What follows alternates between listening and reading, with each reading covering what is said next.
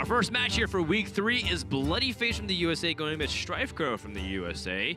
A rogue versus warrior head-to-head. Now, this is a matchup that TG and I have practiced a little bit back and forth, and we feel like that warrior versus rogue is going to be a matchup that not only we'll be seeing, but also something that we were surprised and somewhat expecting at the same time, largely because it feels like to me, TJ, that Americas constantly sees what other people are doing in the other regions and then tries to beat what other people anticipate will be beating the normal strategy. Yes. So strategy level 1 is mage. Why aren't people playing mage in week 3 even though people consider it to be the best deck? It's because they think rogue will be very popular or hunter to beat that. So they think what is good against that?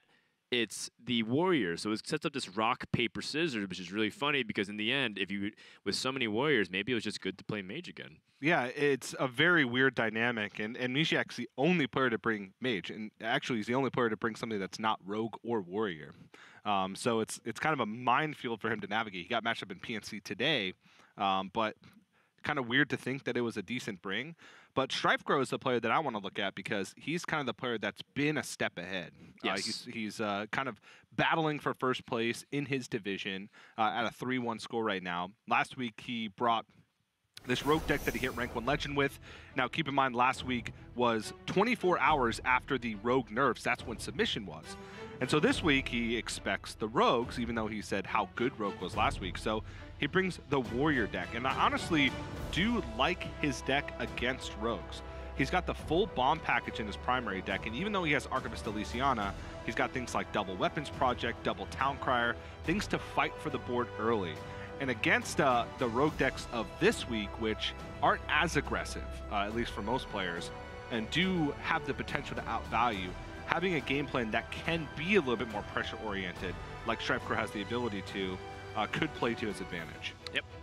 Meanwhile, for bloodyface, he has the Heist Baron Togwaggle Burgle Rogue, which is a little bit more on the value-oriented side of things that wants to drag the game out through a combination of lackeys and then maybe even utilizing some damage. But one of the big things is that for this tertiary deck with Fairy Dragon and Walked Plank, that's not really for the warriors, right? It's more for the mages that might have been able to come out.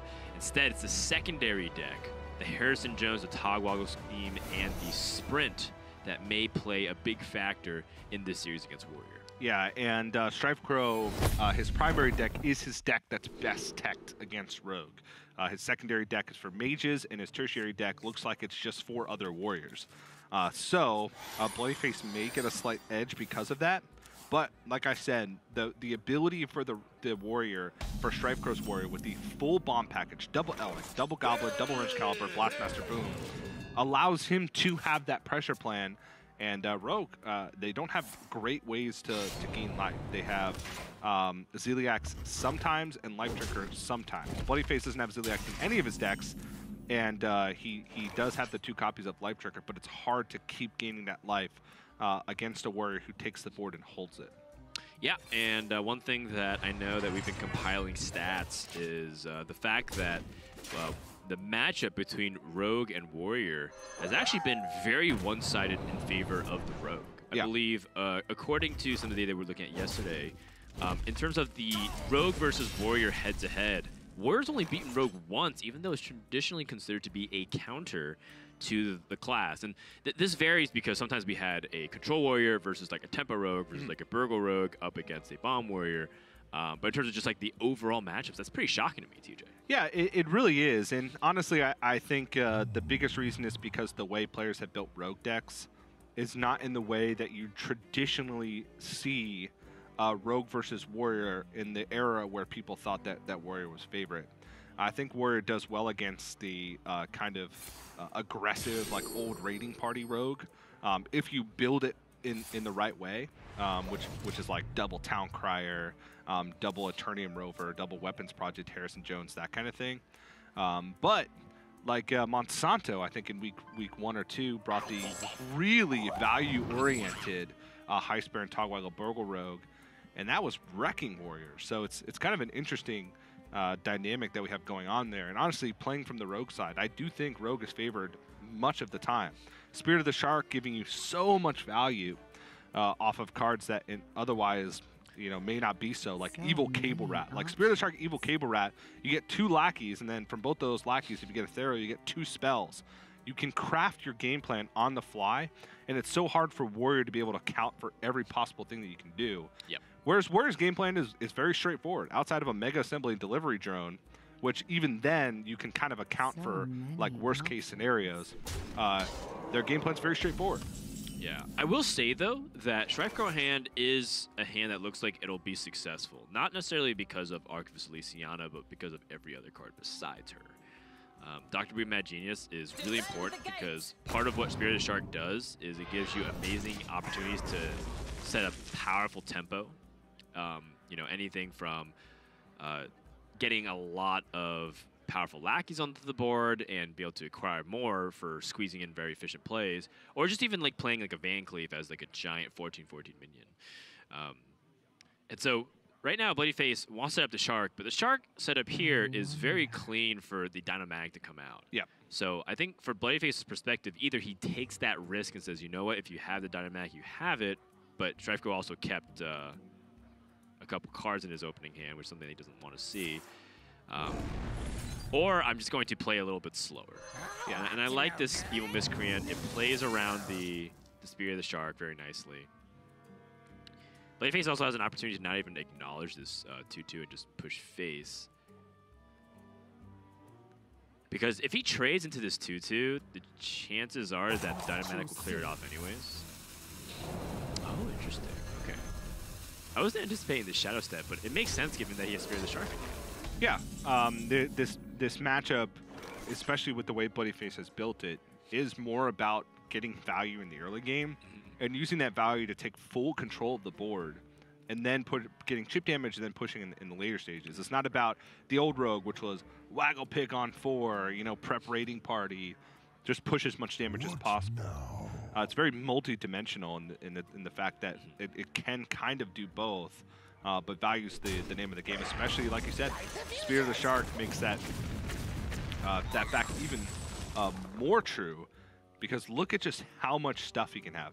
This turn he could just go like Spirit of the Shark Ethereal Lackey, get 2 spells, and then Evil Cable Rat, and he's like struggling with hand size. That's how much stuff he just has to do in the matchup.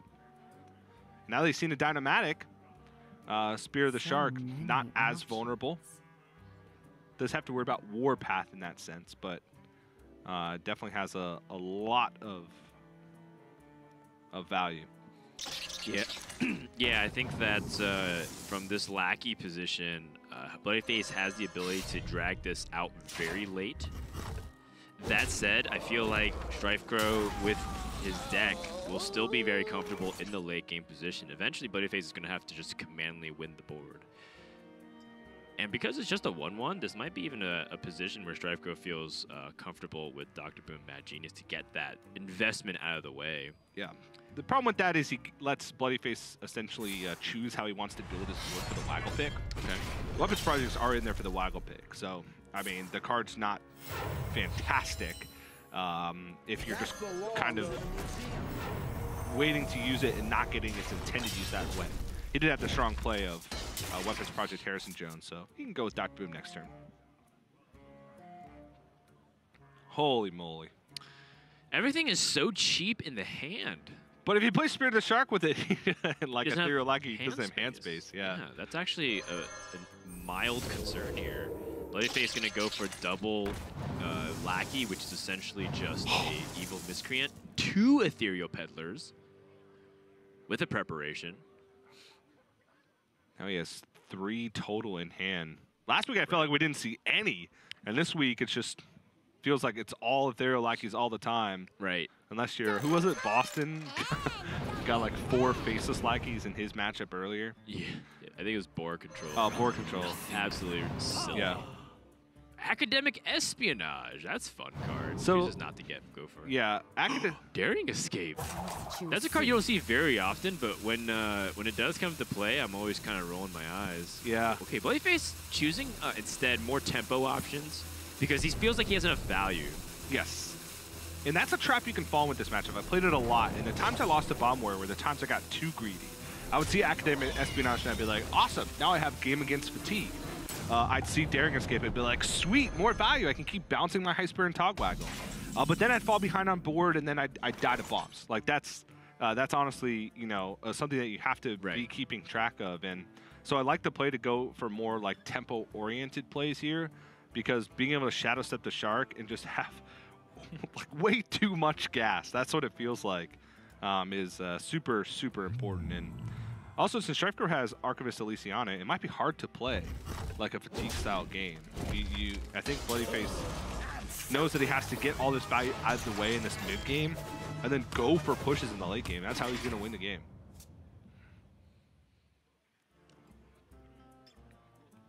But at the same time, it's not like bloodyface has some amazing proactive plays either. No. He can get some, for sure. Right.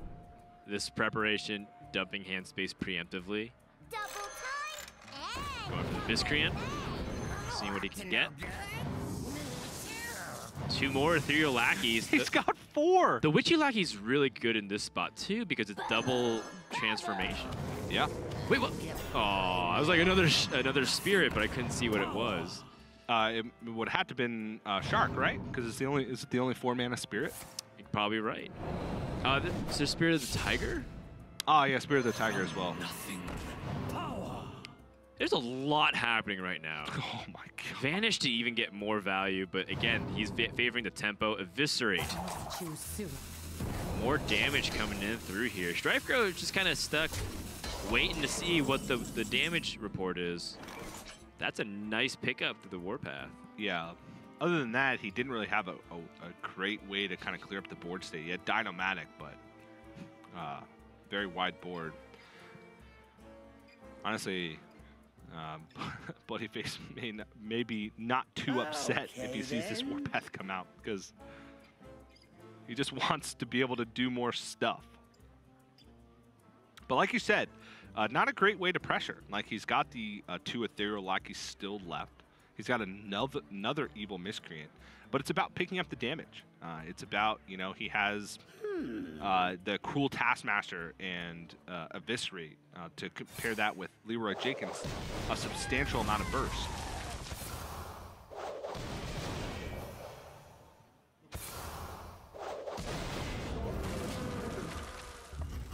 And smart play here from StrifeCro. He uses a weapon charge in order to kill this Captain Dreamskin, but it's a net 3 life, or net 2 life gain, because even though he takes the additional 5, instead of using that other Warpath, he effectively gains 2 additional health and turns it into armor with double shield slam in hand. So very, very heads up.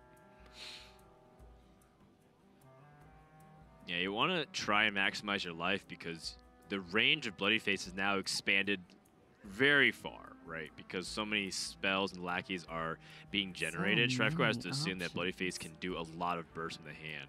Absolutely. Because there's Leroy. Well, the 2 shadow steps are used, which is nice. But Leroy Jenkins plus spells still can add about half your life total from 30. So you have to still be very mindful of it. Yeah, and even though both shadow steps are used, there's a pretty big potential to get even more shadow steps, because that's a high value pick from Ethereal Lackey. So, and now the question for bloodyface is, how much does he go off here? How much pressure does he put on? And how many lackeys does he use? Does he want to wait for a second Spirit of the Shark to try and get additional value out of these Ethereal Lackeys? Does he want to just push them out right now to try and keep the tempo up and find more options that he can do earlier on in the game? It's a very kind of tricky deck to play. Ooh, interesting. Wow, teacher. Evolving the 3-mana minion instead of the 4-mana minion, because I just felt like the Life Drinker was very vulnerable at 3 life. But bloodyface prioritizing the amount of damage that he could get, because the upgrade from 3 to 4 from the Evil Miscreant is likely to have a much higher spike in damage than especially 4 to 5. I think there's more misses on 5. There's things like the EMP Operative, Former Champ, Big Game Hunter. There's a lot of like small high-value Battlecry minions from 5, whereas 4 you don't see that as often. And also, like you said, it's a bigger chance to get a higher damage upgrade. Yep, StrifeCro gonna clear off Dynamatic, and I think this is where Rogue's troubles really start to settle in here. If you're not able to utilize the insane value generation off the Shark and grab tempo from it, then you tend to just play from behind. And Rogue is a class that can play from behind, but it's not its specialty.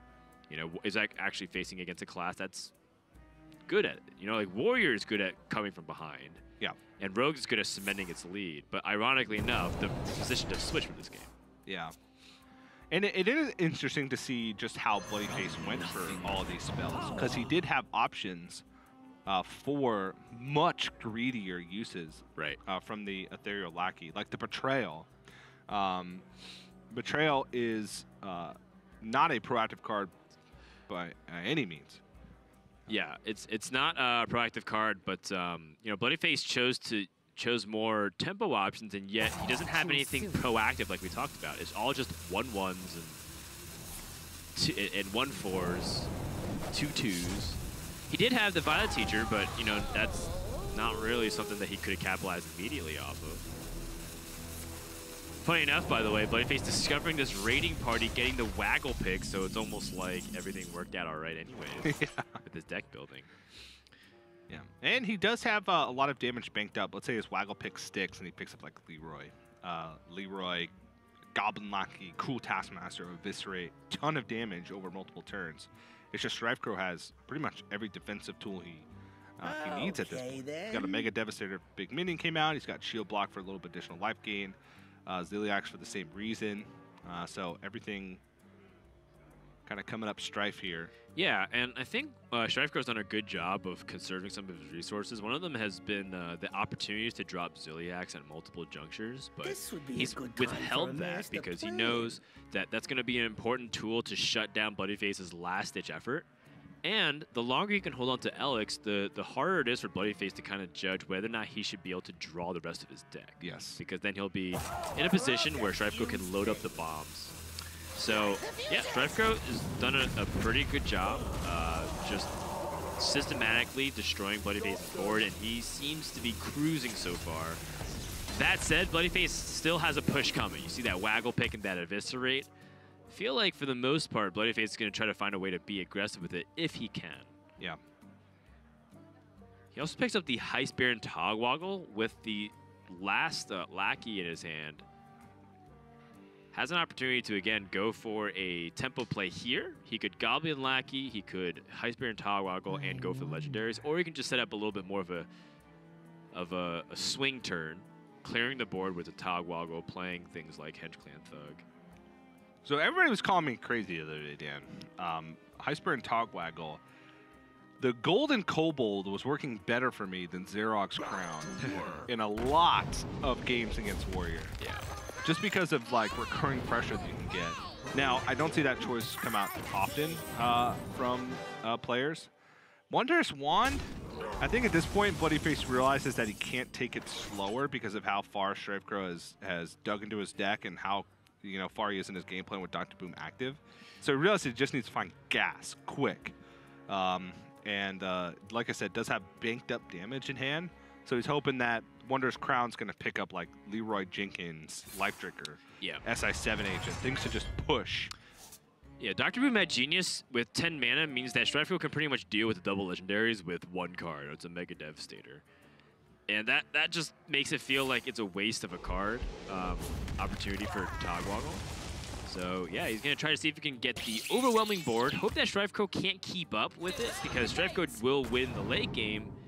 But if bloodyface can capitalize on all of his resources now, while StrifeCro is still only holding 6, 7 cards, that'll be his way to get ahead.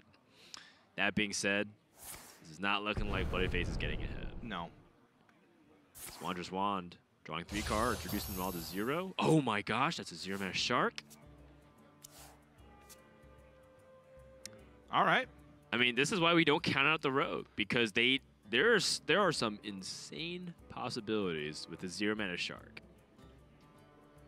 Now, keep in mind that it's only the minions that get this benefit. Oh, man, if it was spells as well. It was double Eviscerate. Holy moly. I'm not sure how that would work. I think at this rate would do 6 because it's just the combo effects that. Still really good. It would still be way too powerful. But bloodyface has to. Henchclan Burglar. I would think you'd want to save that for Spear of the Shark. Yeah.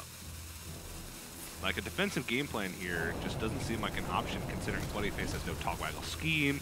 He doesn't have any way to get past fatigue. The more cards he draws, the more vulnerable he is to bombs. And so, while he does get the Betrayal out of his hand, decides to go face with the other swing, which I definitely agree with. Oh my, what a pickup here from StrifeCro. Granted that he already still had a pretty good defensive game plan with the armor gain, so the burst wasn't really that big of a concern. StrifeCro's main thing that he's thinking about is, oh, is he setting up like a Leroy possibility? You know, what can he really do if he drew Leroy and damage? Okay, then. Which the answer is a lot. It's a lot of damage. It's basically game ending because it'd be Leroy attack, Leroy again, eviscerate, plus anything else that got discounted for 0. Yeah. However, with all this life gain, with the weapon destruction, with just the blast shield, Strife goes already almost to 40 life. And I think bloodyface got locked out of this game at this point. Yeah. It's too hard to climb back, and now there's enough damage on board where StrifeCro's showing 11 per turn. bloodyface is on a 3-turn clock. And StrifeCro's still being greedy with the Ziliax. He wants to use it as a way to just, like you said, cement his win in the game. And honestly, he may win without it. And he's had so many chances. He could have gained additional life last turn. Instead of play the Elec and the shield block, could have just weapons project Ziliax armor up. Yeah. That being said, Henchclan Burglar is a very fun card that has incredible potential to swing games in directions that you never anticipate. Think very abstract of like what you can get to change the game. It's not like a single legendary like Deathwing. Yeah. It's what if he gets Dr. Boom, Mad Genius? What if he gets Hagatha Scheme, or not Hagatha Scheme, but Hagatha?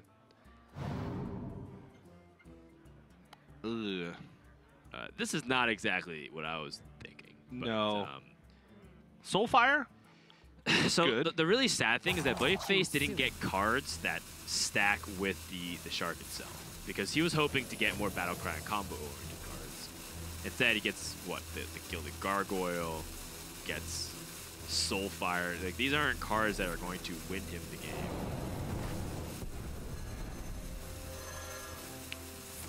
Yeah, it's a pretty meager push from bloodyface. And StrifeCro is even prepared for it. He's got the Warpath. And I mean, one thing that's also to note is that StrifeCro is even on the card draw with bloodyface and is yet to really go in on the bomb shuffling. No. And now bloodyface is holding enough cards where StrifeCro could reasonably shuffle all the bombs in after this turn. And bloodyface can't even do anything because he has the Myras. And even if he Myras, he's holding 3 cards, there's 7 cards left in the deck, there's a very high chance that he ends up drawing a big portion of the bombs. And if he Myras, knowing that StrifeCro is so deep in his deck and hasn't played a single bomb card yet, right, outside of an Elec, then he knows that he's just going to die this on is the backswing. Great restraint. I think StrifeCro has now sealed it from a 95% win rate in this position to nearly 100%. Yeah. And bloodyface is pretty much out of like value generation. Right. He may have a blink box left, but outside of that, it's nothing. And Amira is just to see what's left, and it's not a lot. It's solid stuff. It's nothing amazing though. I'm out of cards. And bloodyface also has to essentially win this turn because he's dead the next. Yeah. There's Augmented Elec, Clockwork Goblin, Wrench Caliber. That's 4 bombs. Yep. That's 20 damage. bloodyface is at 14 plus fatigue. He's dead. And that's game number 1. Assuming StrifeCro, of course, sees this lethal opportunity, which I would be extremely shocked to see if he doesn't. I mean, this is a ton of overkill. He can shuffle 4 bombs in next turn and deal 3 damage to the face. Right. So it's 24 damage. Yeah. Because the 3 damage weapon swing plus the Wrench Caliber, or sorry, plus the fatigue damage. Yeah. And the 4. And this is kind of a weird game, and it's hard to see where you go wrong as bloodyface, right? Yep, looks like bloodyface has conceded. So StrifeCro is going to take game number 1. And StrifeCro's resurgence in competitive Hearthstone continues as he is in first place, or tied for first place. I think he technically has a worse tiebreaker because he lost to Eddie, but essentially tied for that first place standing in the division.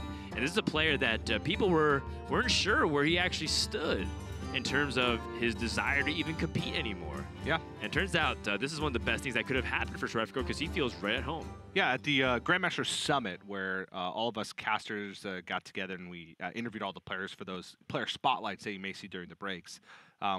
We got a chance to talk to everybody, every single player. They're all in one room. We interviewed them separately.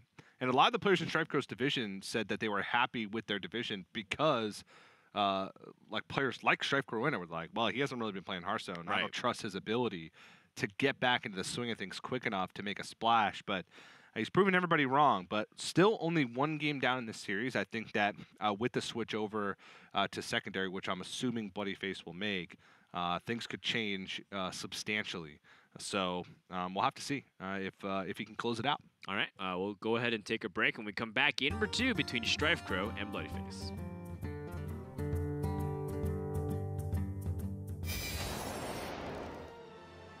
My name is Francisco Fraile Montas. One of my best friends came out with my nickname. We are all getting like nicknames with 3 letters for some reason, like 13 years old. My name is Francisco, and Francisco's called Pancho. So it's just like 3 letters from that, P and C. One interesting thing about me that most people don't know is that I used to study ancient history. I quit for Hearthstone a couple of years, but plan on going back at one point. My favorite Hearthstone Esports moment was when I topped like Lethal 2016 Copa America Finals. That was like my first big win, and I was very, very happy. It's like finally all that I worked for coming true. Beating Grandmasters for me means that all the hard work that I put in last years and all the time that I spent the game is paying off. My favorite thing about Grandmasters would be that I get a chance to prove myself like on the big stage. What makes me unique as a player, I would say, is just bringing very complicated decks to tournament, like mostly combo decks that people usually don't play. My personal goals this year will be to earn as much money as I can, of course, and yes, improve as a player and play the best I can. So you're probably wondering why I gathered you here. Let me take a moment and break it down. We've been given black eyes by the good guys. Oh, but that's about to change. Those meddlesome mortals who've mucked up our missions will finally feel some of our pain. You see, I have a devious plan that requires a demonstrative fist, and each of you will have your dreams come true as a fiendish finger of peace. What? All right, let me try this again. Alone all our dreams went. Kaboom! Yes, but united we'll take the candle. No fish bigger. I'm seeing what you want to do. Let me hit it. We'll come together so we can dismantle. Now here's the plot to capture your greed and intrigue. We'll take Dalaran for all that it's got. As we form an evil league.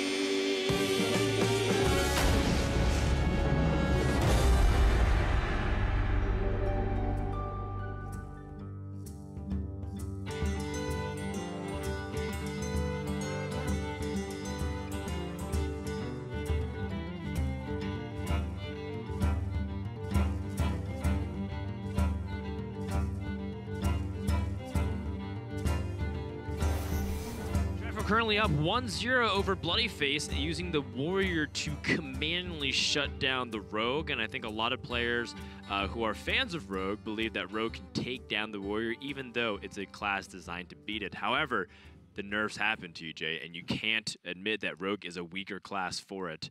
And warrior didn't really lose too much by having Elysiana move to 9 mana, but preparation to 2 mana, the raiding party to 4, Evil Miscreant to 4 health. Those are really small things that just add up to a very large nerf to rogue. Yeah, the Arcanist Elysiana just kind of hit like the very outlier warrior mirror matchups where you have the ability to shuffle. But there's even workarounds to that with like Geppetto Joybuzz getting a 1-mana Archivist Elysiana. So I don't think anything changed for Warrior. I think that more players are playing Bomb Warrior just because it feels like it's better situated in the meta. Players have refined the deck enough. It gives you a secondary game plan outside of just beating your opponent by attrition. You can actually kill them, which is nice. Always feels pretty good to kill your opponent. Yeah. And now in the game. In the game, yes. Not outside the game. No. That never feels good.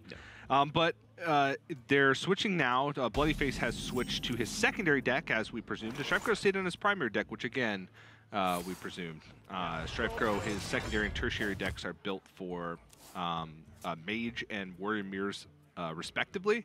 But bloodyface now has taken out Backstabs, Sap, SI7 Agent, and Myra's Unstable Element to make way for Togwaggle Scheme, Novice Engineer, Harrison Jones, and Sprint. And the biggest card there, I think, is Togwaggle Scheme, because that allows bloodyface to play that War of Attrition, go into Fatigue, have a somewhat soft counter to the bomb strategy, and also be able to do some really insane things with High Spare and Togwaggle.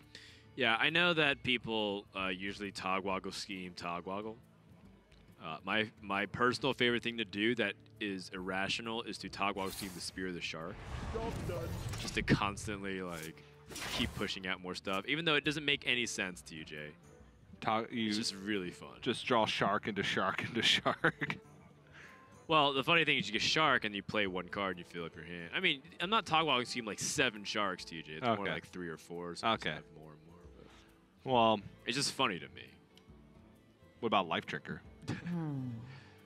Every turn have a 3 health swing. Yeah, but they have 2 armor gain.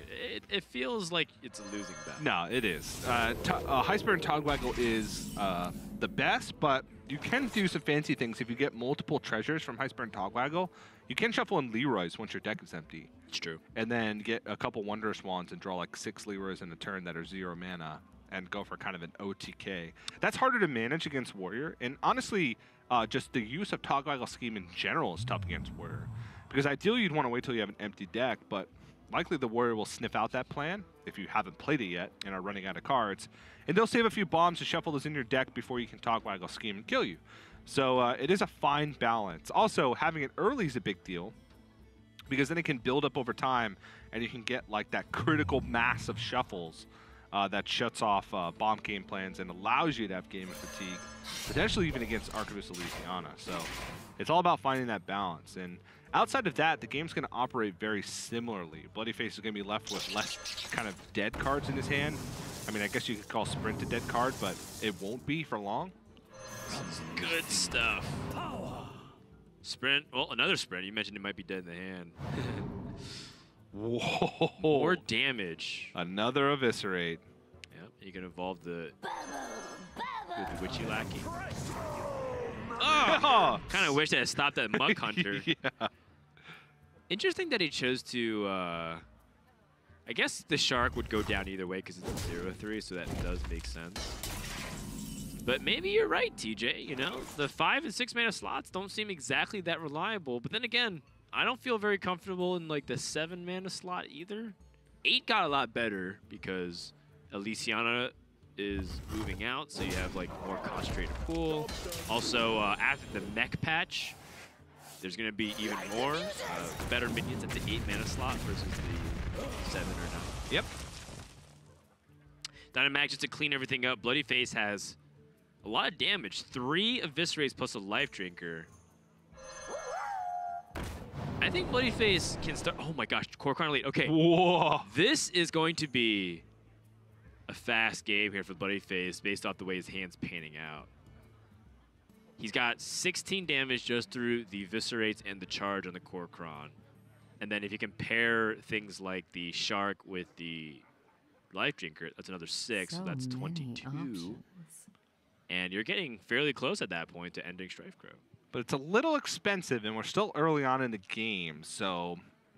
It's true. It's about trying to see how good the just burn game plan is going to be, and then trying to manage your mana to not fall behind on board while still pushing damage each turn. Yeah, that's fair. Maybe we save Vendetta as a combo activator for Evil Miscreant next turn, so you can part ways with 1 Eviscerate on 3/4 instead. That doesn't feel that great, but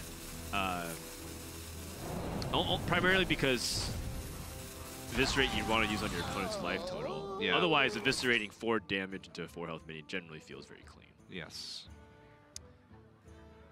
But then if StrifeCro doesn't play a minion here, then Vendetta's not active, and then that's 4 less damage that bloodyface would have that could go to face. So What now?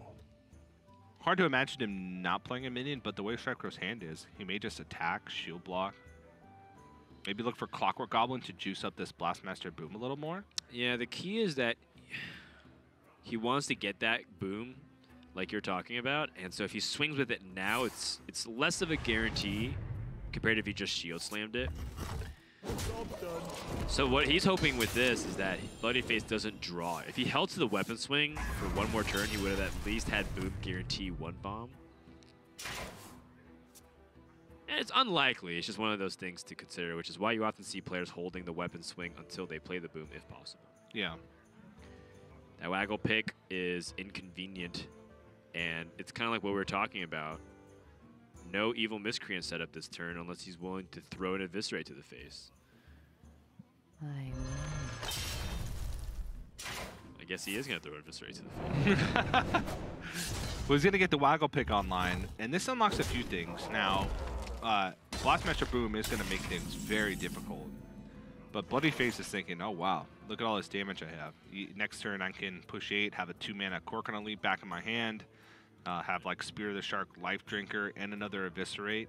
I mean, he's pushing in on having almost enough damage to kill StrifeCro over the next couple turns outside of like big bursts of armor game with Dr. Boom. Yeah.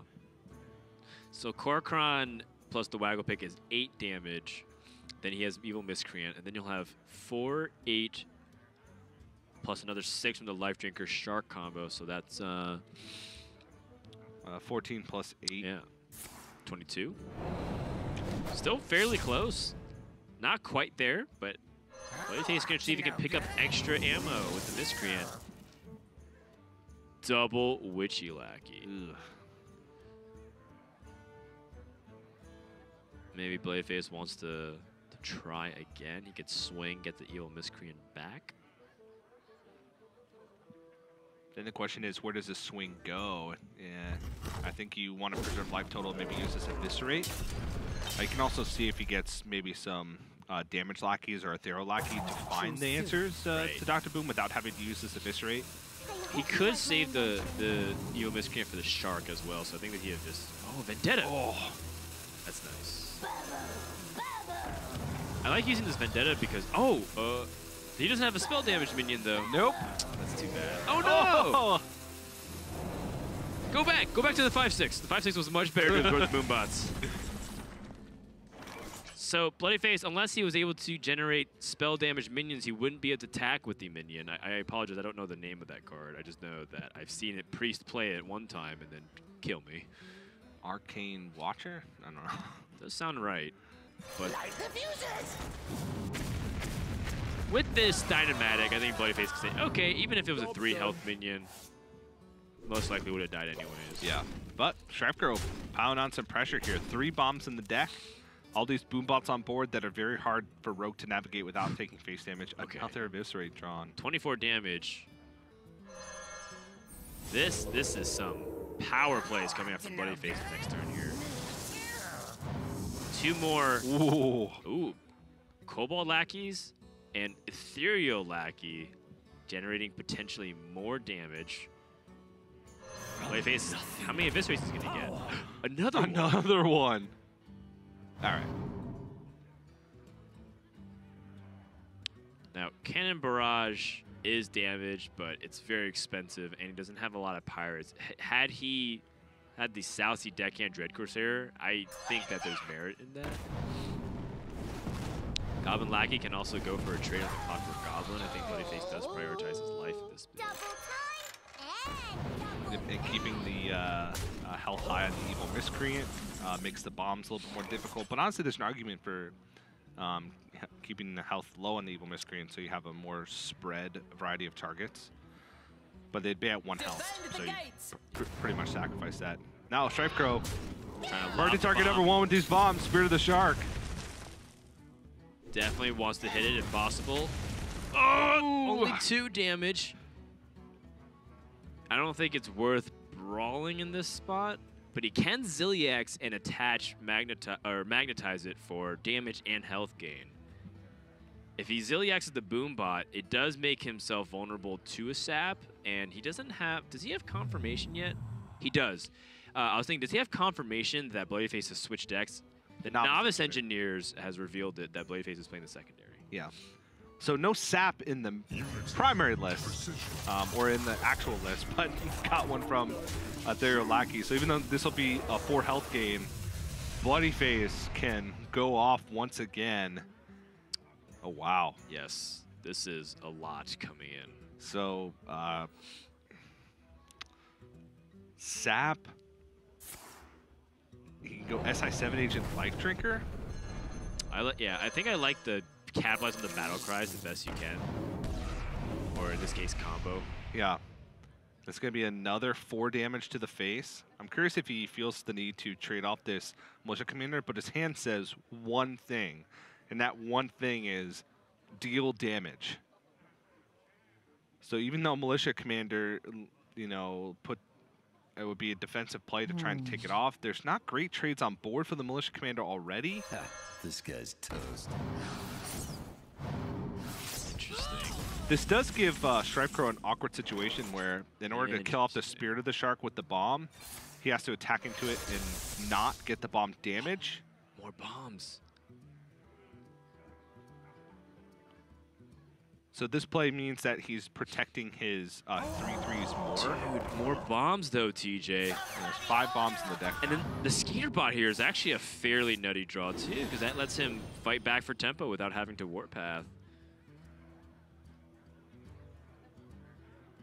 Skater Bot gives Magnetic and Rush to, well, either the Boombot or the Clockwork Goblin. In this case, Clockwork Goblin's more guaranteed. There's then Life Drinker, it does more damage. And there are so many bombs in bloodyface's deck now. We're at 5? 5 bombs. That's 1. 4 bombs.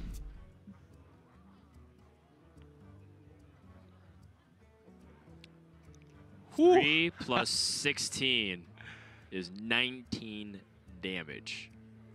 He's got extra point with the Goblin Lackey and the Dagger. So he could squeeze in 21 over 2 turns, or 22 if he swings with the Dagger. It's about how he spaces it out, though. Maybe you empty your hand, then sprint to try and find the gas. So if you do, are you taking too much damage? What if you sprint and you're like, you have to like understand the risk of the bombs that you might draw. Let's say you take 2 bombs. There's 8 power on the board, you might be in risk of dying. So if he does end up going for a sprint play, he might have to clear a little bit of the board off. Like he has to eviscerate a minion instead.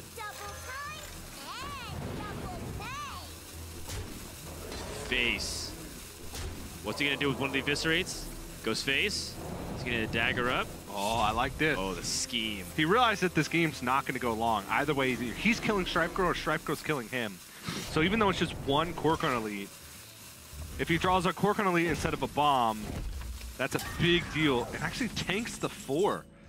Oh, Weapons Project is a nice pickup for StrifeCro because it's temporary life, it's immediate life gain to stop the temporary problem of dying in the next turn or 2, and also armor for Shield Slam. Trying to see if there's any other play that immediately stands out to me. Doesn't seem like it. He can Warpath clear, but it also clears off his own board. Oh, what if he Weapons Projects, Shield Slams, attacks one of the minions, and then plays the second Boombot and Warpaths for maximum damage? Or you can just do that. I take it all back. Boombot just saved the day. If you're Weapon Projecting, then attacking for maximum damage is not that valuable. Right. Because you're giving your opponent 8 armor. But this is the most like defensive gameplay. And he keeps his Augmented Elec on board. Still 4 bombs in the deck. He gets to chip away at the armor total. And now he's at a comfortable 20. And bloodyface is pretty much out of stuff. And as you mentioned, the sprint, while, yes, it picks him up resources, it can also pick him up extra bombs. Whoa, we faded the bombs. Wow. He picks up the second Korkron Elite. See, a Korkron Elite instead of a bomb. So, Leroy, Eviscerate, and Korkron Elite. It's 18. It's 18 plus the weapon swing over 2 turns is 22. So that would be a 2-turn lethal, but he doesn't have the mana to play everything. You would have to Eviscerate face, swing. His opponent would have to not have damage or life gain. And then bloodyface would have to draw preparation so you could Leroy, Korkron Elite, preparation to Eviscerate. And that would be exact lethal if all StrifeCro did was armor up. Has bloodyface used a natural prep? I believe he has not. Well, he's not working with much time. That's the problem. Right, and that's also not acknowledging the fact that his opponent has damage on the board as well. Eviscerating a minion. Leroy plus Eviscerate plus Korkron Elite is only 14 damage. His opponent will be at 18. So bloodyface is giving up the preparation lethal. StrifeCro, no other plays, realizes that he needs to be proactive. So I with like Dr. Arcanite Reaper, that's pretty proactive. That's pretty proactive, but with Dr. Boom Mad Genius still in his deck, and bomb cards, and armor game with shield blocks still... Oh, it was Arcane Watcher. Yeah, it was Arcane Watcher. What the heck? Soldier of Fortune, Injured Blade Master, Light Warden. I think Injured Blade Master or Light Warden. Funny enough, Light Warden actually works fairly well in this situation. Blastmaster, boom! 2 of them! Oh, and he gets it back! What? Genius! What? So he makes the choice to get rid of Dr. Boom Mad Genius, and then gets it back anyway, gets both booms with Archivist Elysiana. I was not expecting that. That is insane. And also had bloodyface eviscerated, and he knew StrifeCro would go for an Elysiana. How much damage would he have had? StrifeCro would be at 4 less life. He'd be at 16. Yeah. Oh, sorry, 14. Honestly, like, even just the... It's likely that StrifeCro won't even need the cards from Elysiana. Like, just the 7/7 on board. Yeah, that's could just kill him.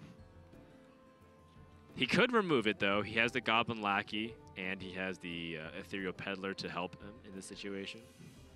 Both booms. Both booms. He doesn't need it, though, to be honest. It's still insane. I don't care if he needs it. He's not going to draw him at all. He's probably going to win regardless. Ugh, now he has to eviscerate clear the Elysiana. And almost all of his damage. But he does have the Head Crack. Head Crack is nice recursive damage that will be repeating every single turn. I think at this point, he may not be able to afford. Oh, man. Oh, I don't know. Now you're putting on your opponent to not have you draw a single bomb or put a single point of damage on you. He sets up for 2-turn lethal because he picks Head Crack. So Leroy plus Head Crack plus the weapon swing is 10 damage. So even with an armor up. Well, does StrifeCro have a chance for lethal here? Just like if he brawls? Yes. I mean, the Boombot can just end it. He just needs 2 damage from the Boombot. Yeah. So or he needs the Boombot to not survive and for one of his other minions to survive. And it's very close. And he just needs... he also has Weapons Project as a backup. To gain the burst of armor, yeah. Right, the burst of armor, so that way he can survive damage. What now? It is impressive that bloodyface set up a lethal opportunity regardless. Oh, jeez. All right, so Boombot's out.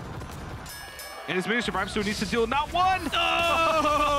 Oh! That's right, you guys, a little sneak preview of the NBA Finals. StrifeCro from downtown lands a 4-pointer. Very nicely done by StrifeCro. And again, putting on the pressure. You can have all the value in the world as Rogue. All the value in the world. Spear of the Shark, 1 million lackeys, 1 million spells. He played like 6 eviscerates that game.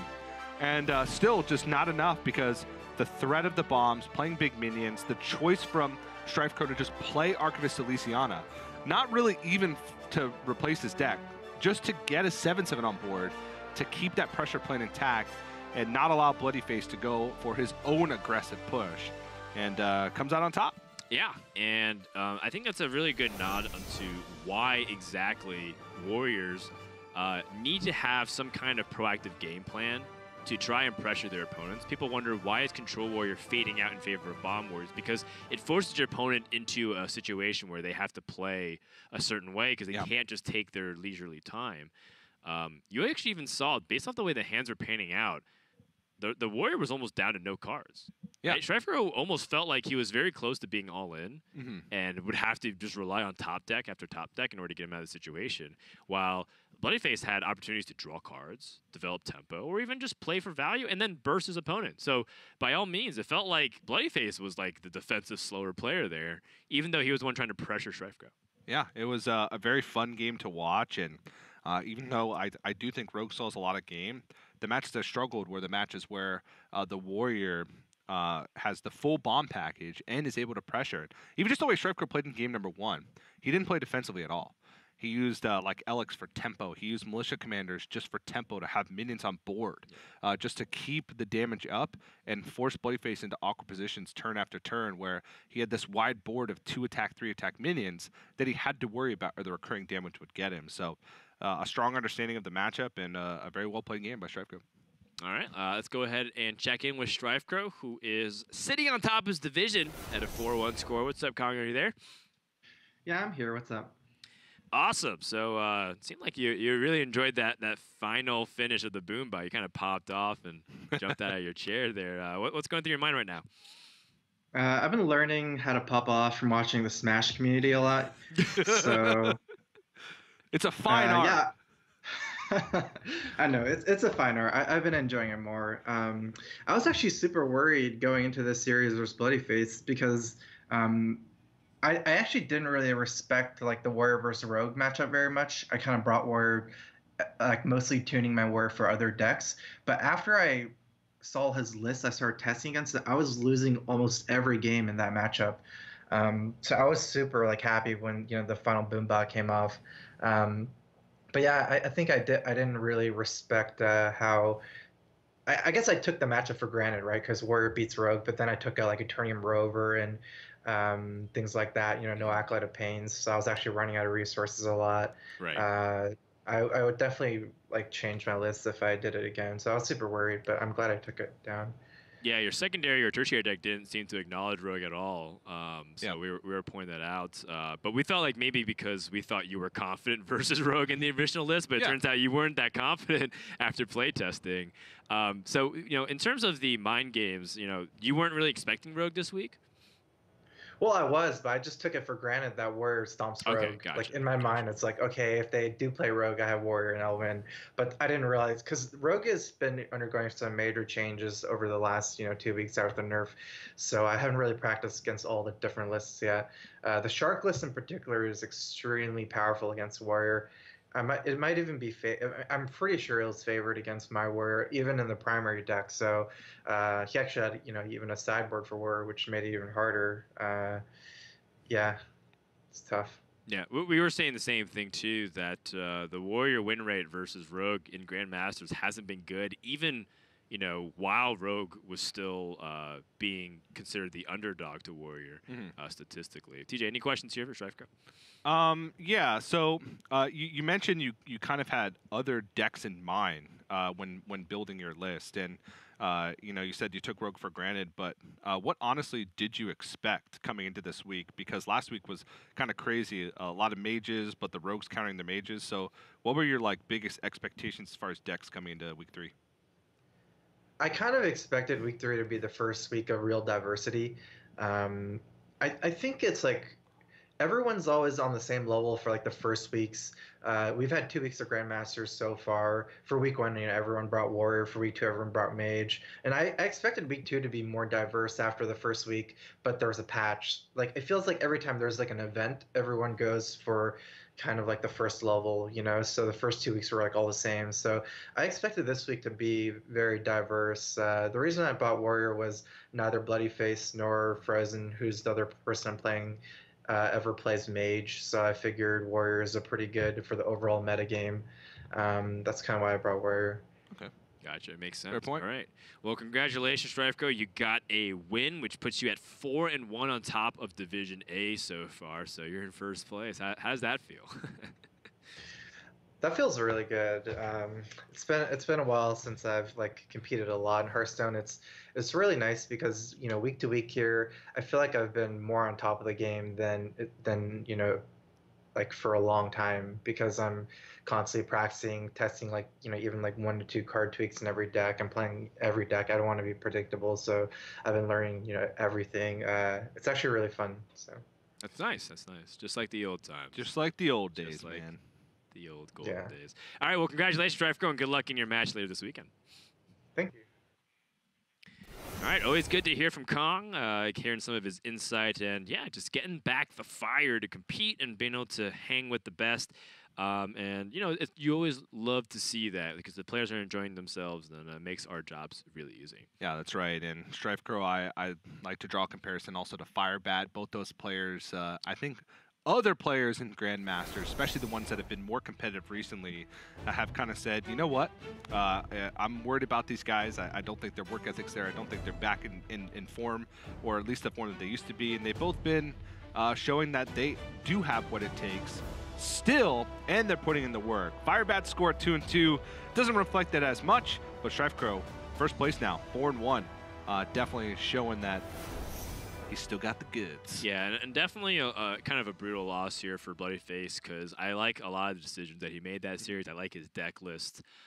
Even going in, you heard from StrifeCro, feeling favored. We came to the same conclusion. We were playtesting. Rogue was beating Warrior very consistently, and bloodyface losing that, he was on the cusp of jumping into the top 3 for the playoff contentions. Now at 2-3, it's going to have to wait for everyone else, hopefully below him, to have similar results in order to even out the field there. Yep. But that's just our first match going into day number 1 of week 3. Coming up next, we have our featured match, Zalay versus Purple, a fated match between friends. Don't go anywhere. More Hearthstone Grandmaster actions when we come back.